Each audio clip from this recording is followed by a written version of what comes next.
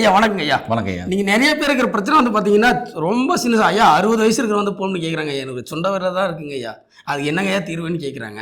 ஐயா உங்ககிட்ட மருந்து இருக்குன்னு சொன்னாங்க, இது அதுக்கு தீர்வு இருக்காங்க ஐயா? அந்த உறுப்பு எதனால சுருங்கி போகுது கொஞ்சம் தெளிவாக சொல்லுங்க. ரொம்ப அருமையான ஒரு கேள்விங்க. மக்களுக்கு இந்த ஆண்குறி எதுக்காக சுருங்கி போகுதுன்றது நிறைய பேருக்கு தெரியும், ஆனால் ஒரு சிலருக்கு தெரியாது. அதை புரி வைக்கிறதுக்கு முயற்சி பண்ணுறேன். எவ்வளோ புரிஞ்சுக்கிறீங்கன்னு எனக்கு தெரியல.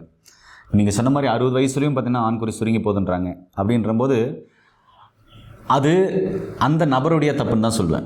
இப்போ உங்களுக்கு ஒரு 60 வயசுனா உங்களுக்கு ஆண்குறி சுருங்கி போயிடுச்சு, சாரி உங்களே எடுக்க நானே எடுத்துக்கிறேன். எனக்கு 60 வயசுன்னு வச்சுக்கோங்களேன், எனக்கு ஆண்குறி சுருங்கி போச்சுன்னா என்னுடைய தப்பு தான் சொல்வேன். அப்போ என்னுடைய உணவியல் முறை மாறி போச்சு, வாழ்வியல் முறை மாறி போச்சு, லைஃப் ஸ்டைல் மாறி போச்சு, பேலன்ஸ் டயட் சரிவிகித உணவு இல்லை. அதே மாதிரி என்னுடைய உடம்புக்கு நான் ஏற்படுத்திக்கிற தீங்கு தான் சொல்வேன். ஒருவேளை என்ன தீங்காக இருக்கலாம்? நிறைய போதை பழக்கங்கள், நிறைய புகைப்பிடிக்கிறது, நிறைய கைப்பழக்கம் பண்ணுறது, வயது மூத்திரங்களை தொடர்பு வச்சுக்கிறது, அடிக்கடிக்கு சுயம்பம் பண்ணுறது, அடிக்கடிக்கு தாம்பதியம் ஈடுபடுறது, அதே மாதிரி கண்ட போன உணவெல்லாம் உள்ளே போட்டுக்கிறது, ஜீரணம் இல்லாமல் சாப்பிட்றது, வாரத்துக்கு 2 முறை எண்ணெய் தேய்ச்சி குளிக்காமல் இருக்கிறது, பேதிக்கே சாப்பிடாமல் இருக்கிறது, கண்ட போன நேரத்துக்கெல்லாம் கண்ட உணவுலாம் சாப்பிட்றது, இப்படி என் உடம்பை சின்ன பின்னமாக நான் பண்ணதுனால தான் எனக்கு இது மாதிரியான பிரச்சனைகள் ஏற்படுதுன்னு நான் சொல்ல வரேன். இப்போ இதை சரி பண்ணுறதுக்கு அற்புதமான மருந்துகள் பார்த்திங்கன்னா நம்மக்கிட்ட இருக்குது. இதை நான் கண்டுபிடிக்கல, இதை வந்து ஒரு ரிசர்ச் சென்டரில் பல வருட ஆராய்ச்சிக்கு முன்னாடி லேபன் ஆயில் அப்படின்னு சொல்லிட்டு கண்டுபிடிக்கப்பட்ட ஒரு அற்புதமான ஆயில். இதை எப்படி யூஸ் பண்ணுன்றது சொல்கிறதுக்கு முன்னாடி இந்த ஆண்குறி சிரித்து போயிருக்குது இயற்கையாகவே எப்படி நம்ம வீட்டில் இருக்கிற பொருட்களை வச்சு நம்ம சரி பண்ணுறது அப்படின்றத ஒரு சின்னஸாக நான் உங்களுக்கு சொல்லி புரிய வைக்கிறேன். இப்போ நான் சொன்ன இந்த காரணங்களால் உங்களுக்கு ஆண்குறி சிரித்து போயிருக்கலாம். அதே மாதிரி எப்போவுமே பார்த்தீங்கன்னாக்கா ஆண்குறி சிரித்து போயிருக்கிறவங்களுக்கு அந்த மைண்ட்லேருந்து முதல் வெளியே வாங்க. ஏன்னா 2 இன்ச்சு இருந்தால் கூட தன்னுடைய லைஃப் பார்ட்னரை முழுமையாய் திருப்திப்படுத்த முடியுன்றது தான் நிதர்சனமான உண்மை. அதனால் எனக்கு 4 இன்ச்சு வேணும், 6 இன்ச்சு வேணும், 8 இன்ச்சு வேணும், 10 இன்ச்சு வேணும், 12 இன்ச்சு வேணும் அப்படின்ற அந்த கனவில் ஃபஸ்ட்டு தயவு செஞ்சு இருக்காதீங்க. உங்களுக்கு 2 இன்ச்சு இருக்குது, 3 இன்ச்சு இருக்குன்னா கூட ஒரு லைஃப் பார்ட்னரை, ஒரு துணைவியாரை நிச்சயமாகவே தாம்பத்தியத்தில் திருப்திப்படுத்த முடியும் அப்படின்றத நீங்கள் இங்கே புரிஞ்சுக்கணும். அதே மாதிரி ஆண்மை குறைபாடுன்றது ஒரு குறைபாடு தானே தவிர அது ஒரு நோய் இல்லை அப்படின்றத நீங்கள் இந்த இடத்துல தெளிவாக புரிஞ்சுக்கோங்க. இந்த ஆண்மை குறைபாடுலேருந்து நீங்கள் வெளியே வரணும்னா நீங்கள் தான் முடிவு பண்ணணும். நீங்கள் மனசு வச்சா மட்டும்தான் அதிலேருந்து வெளியே வர முடியும். நீங்கள் மனசு வைங்க, நீங்கள் தெளிவாக இருங்க. இது ஒரு குறைபாடு தான், இது ரொம்ப சிம்பிள்ரா அப்படின்ற மாதிரி ஒரு சிம்பிளான விஷயமா நினைங்க. அதை ஒரு அப்படியே தூக்கி போட்டுருங்க. தூக்கி போட்டு அதை மறந்துடுங்க. மறந்துட்டு அதிலிருந்து எப்படி வெளியே வரலாம், அதை எப்படி சரி பண்ணலான்றத முதல்ல நீங்கள் யோசிங்க, முயற்சி பண்ணுங்கள். இதுக்கு ஃபஸ்ட்டு ஸ்டெப்பு, உங்கள் ஆண்குறி சிரித்து போயிருக்கு, இந்த சுண்டு விரல் பெருசு தான் இருக்குது, சிரித்து போயிருக்கு அப்படின்னு சொன்னால் அது ஆண்குறி சுற்றி இருக்கிற அந்த முடிகளை வந்து ஃபஸ்ட்டு சேவ் பண்ணுங்கள். சேவ் பண்ணிவிட்டு கண்ணாடி முன்னால் நின்று, எப்படியும் பாத்ரூமில் கண்ணாடி இருக்கும், சேவ் பண்ணிவிட்டு கண்ணாடி முன்னாடி நின்று சேவ் பண்ணிவிட்டு அவங்களுடைய ஆண்குறியை தவற எடுத்துக்காதீங்க. அதை பாருங்கள். பார்க்கும்போது தெரியும், எப்பயுமே வந்து கண்ணாடி கொஞ்சம் உங்களுக்கு பிம்பத்தை வந்து அழகாக்கி காமிக்கும். அப்போ அதை பார்க்கும்போது உங்களுக்கு அழகாக தெரியும், ஓகே எனக்கு சரியாச்சுன்ற அந்த மனநிலைமை வரும். அதே மாதிரி இந்த ஆயிலை தொடர்ந்து காலை இரவு பார்த்தீங்கன்னாக்க பிரச்சனை உள்ளவங்க அந்த ஆண்குறி மேலே போட்டு நல்லா உருவி விடுங்க. கீழும் மேலும் நல்லா உருவி விடுங்க, ரொம்ப அழுத்த வேண்டாம், நல்லா உருவி விடுங்க. காலை இரவு சிவியராக பிரச்சனை இருக்கிறவங்களுக்கு, லைட்டாக பிரச்சனை இருக்கும் நைட் மட்டும் அப்ளை பண்ணால் போதும். இது நல்லா குளிக்க தான் பண்ணணும், இப்படி நல்லா குளிக்கணும். ஏன்னா மருந்து, இது உள்ள மருந்து இருக்குது, இந்த ஆயிலோடு கலந்தால் தான் மருந்து வரும். இது குளிக்க தான் இப்படி பயன்படுத்தணும். அது பயன்படுத்தும் போது அந்த ஆண்குறியில் அந்த ஆயில் தடவும் போது என்னன்னா அந்த ஆயில் அந்த ஸ்கின்னுக்குள்ளே ஊடுருவி அங்கே இருக்கிற நரம்பு நாளங்களை வந்து சரி பண்ணும், அங்கே இருக்கிற இரத்த ஓட்டத்தை சீர் செய்யும், அங்கே இருக்கிற தசைநார்களை விரிவடை செய்யும். அப்படி இருக்கும்போது நீங்கள் பூசும்போது அந்த எழுச்சி, அந்த உணர்ச்சி வர்றதை கண் கூட நீங்கள் பார்க்க முடியும், மனதளவில் உணர முடியும், உடலளவில் உணர முடியும். அப்போ அந்த ஆண்குறி பார்த்தீங்கன்னா கண்ணாடி முறை நீங்கள் அது மாதிரி பண்ணும்போது உணர்ச்சி அதிகமாகி அந்த ஆண்குறி பெருசாகும் போது உங்களுக்கு அந்த புத்துணர்ச்சி வரும். அப்பா எனக்கு சரியாகுது, இப்போ சரியாகுது அப்படின்ற அந்த எண்ணம் வரும்போதே எண்ணம் போல் வாழ்க்கை, அந்த எண்ணமே உங்களை சரிப்படுத்துன்னு சொல்ல வரேன். இது மாதிரி ஒரு சில ஸ்டெப்புகள் இருக்குது.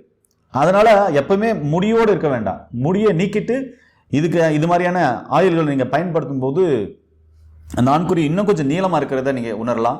அந்த கண்ணாடி முன்னாடி நீங்கள் பாத்ரூமில் யாரும் இல்லாத போது நீங்கள் தனியாக தான் குளிப்பீங்க. அப்போ அதை லாக் பண்ணிவிட்டு அந்த ஆயில் அந்த இடத்துல குளிச்சுட்டு தொடச்சிட்டு போடும்போது அது என்ன சொல்ல ஃபீல் பண்ணலாம். நீங்கள் நான் சொல்கிறத நீங்கள் எப்படி புரிஞ்சுக்கிறீங்கன்னு தெரியல. இது மாதிரி நீங்கள் பண்ணி பாருங்கள், அப்போ தான் அந்த விஷயம் உங்களுக்கு முழுமையாக புரியும்.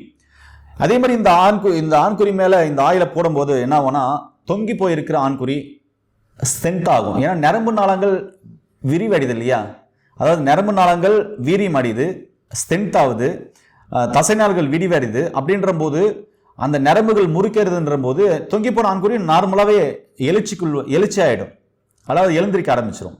அப்போ அது டெம்பர் ஆகும், இரும்பு போல் ஆகிடும், நீளமாக வளர ஆரம்பிக்கும். அதாவது உங்கள் உடம்புக்கு தேவையான மாதிரி நீளமாக, அதோட எக்ஸ்ட்ராலாம் நீங்கள் கற்பனை கூட பண்ண வேண்டாம். அதே மாதிரி தடிமனா ஆகும். ஏன்னா தசைநாள்கள் விரிவடையும் போது அந்த இடத்துல தடிமனா பெருசாக தெரியுற மாதிரி இருக்கும். இது எல்லாமே நடக்கும். அப்போ தாம்பத்தியத்தில் ஈடுபடும் போது டைமிங் ஆகும். டைமிங் வந்து நல்ல உங்களுக்கு டைமிங் கிடைக்கும். அதே மாதிரி விந்து சீக்கிரமாக வராது. விந்து சீக்கிரமாக வராமல் இருக்கணும் அப்படின்னு சொன்னால் கோஷ்டம் போன்ற மூலிகைகளை பயன்படுத்தலாம். அந்த காலத்துலலாம் பார்த்தீங்கன்னாக்கா கோஷ்டத்தை எடுத்து வாயில் அடக்கி வாங்கலாம், வாயில் அடக்கி வச்சுட்டு தாம்பத்தியத்தில் ஈடுபடுவாங்க. அது ஒரிஜினல் கோஷ்டம். அந்த தாம்பத்தியம் அவங்க நினைக்கிற வரைக்கும் தாம்பத்தியத்தில் ஈடுபட முடியும், விந்து விலை வராதுன்னு சொல்லுவாங்க. இந்த மாதிரி கோஷ்டம் போன்ற ஒரு சில மூலிகைகள்லாம் இருக்குது. அதெல்லாம் நான் உங்களுக்கு போகிற வீடியோக்களில் சொல்கிறேன். இதெல்லாம் பார்த்தீங்கன்னாக்க நான் ஆண்குறி பெருசாகிறதுக்கு உங்களுக்கு கொடுக்குற டிப்ஸுகள். அதே மாதிரி நல்லெண்ணெய், சாதாரண நல்லெண்ணெய் இருக்குல்ல, அந்த நல்லெண்ணெய் கரிஞ்சிருக்கும் போட்டு நீங்கள் ஆயில் காய்ச்சி புஷ்ணினாலையும் ஆண்குறி தடிமனாக நீளமாக பெருத்து வளர்கிறதுக்கான வாய்ப்புகள் இருக்குது. ஆனால் கரிஞ்சீரகத்தை நிறைய போடக்கூடாது. ஒரு 1/4 லிட்டர் நல்லெண்ணெய் எடுக்கிறீங்க அப்படின்னு சொன்னால் ஒரு 1/2 ஸ்பூன் கரிஞ்சீரகம் மட்டுமே போதும். இதை நல்லா காய வச்சு வடிகட்டி எடுத்து வச்சுட்டு நீங்கள் நார்மலாக ஆண்குறி மேலே பூசிட்டு வரலாம். விராலி இலை இருக்குனாக்கா விராலி இலை எடுத்து நல்லெண்ணெயில் போட்டு கொதிக்க வச்சு அதையும் பூசிட்டு வரலாம். இப்படி இயற்கையாக இருக்கிற நிறைய ஆயில்கள் இருக்குது, நீங்கள் அதெல்லாம் பயன்படுத்தலாம். கோஷ்டம் போன்ற சொன்னல அது மாதிரியெல்லாம் நிறைய மூலிகைகள் இருக்குது.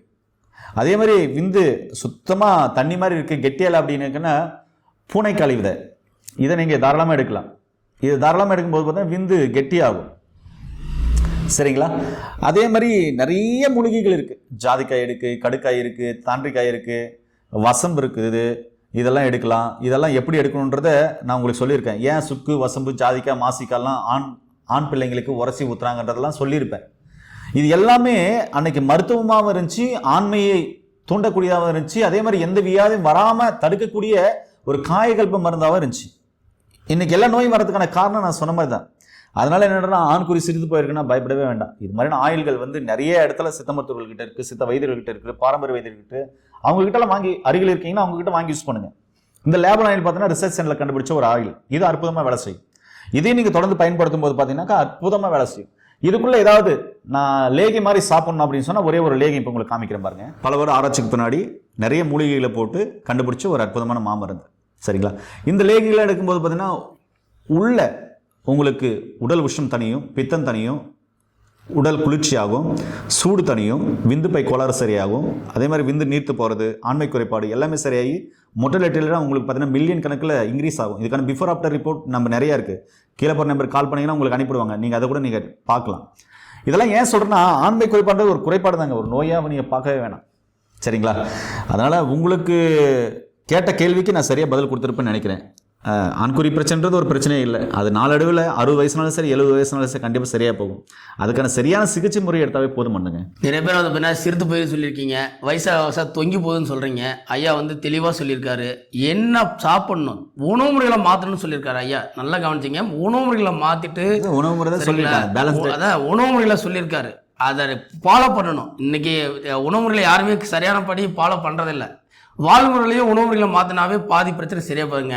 மீதி பிரச்சனை பார்த்தீங்கன்னா ஐயா பாருங்க சொன்னாருங்க. இதை நீங்கள் பயன்படுத்தி பாருங்கள். ஆணுறுப்பு சிறுத்து போயிருதுன்னு கவலைப்படாதீங்க.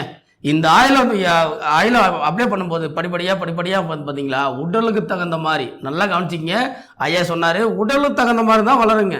ஆமாம் ஐயா, மீறி 11 இன்ச்சு 12 இன்ச்சு அப்படிலாம் வளராதுங்க. உங்களுடைய உடல் பாகத்துக்கு தகுந்த மாதிரி தான் வளருங்க. சரிங்களா? நீங்களும் உங்களுக்கு இந்த ஆயில் வேணும் அப்படின்னா, இன்னும் உங்களுக்கு தகவல் ஆலோசனை வேணும் அப்படின்னா கீழே போகிற நம்பருக்கு கால் பண்ணுங்க. என்னுடைய ஆயில் வேணும்னா நீங்கள் கான்டாக்ட் பண்ணி வாங்கி பயன்படுத்துங்க. நன்றி, வணக்கம்.